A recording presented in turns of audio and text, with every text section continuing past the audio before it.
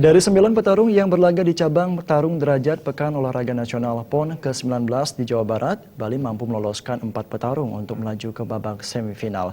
Dari 4 petarung tersebut, 3 petarung diantaranya merupakan atlet unggulan KONI Bali yang diharapkan mampu meraih medali emas pada PON kali ini.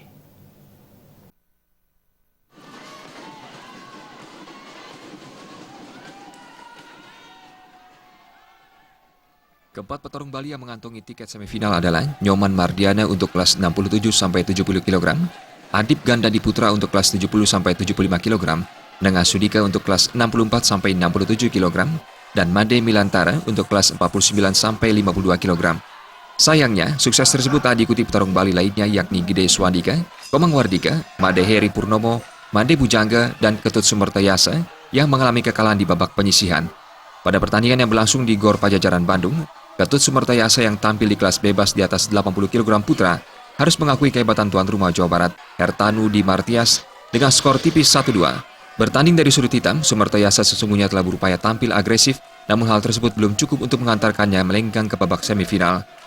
Sekum Kodrat Bali Ana Agung Bagus Tri Chandra Arka mengungkapkan, meski Bali hanya meloloskan 4 petarung ke semifinal, dirinya optimis keempat petarung tersebut memiliki potensi yang sama untuk melaju ke partai puncak, sekaligus menyumbangkan medali emas bagi kontingen Bali.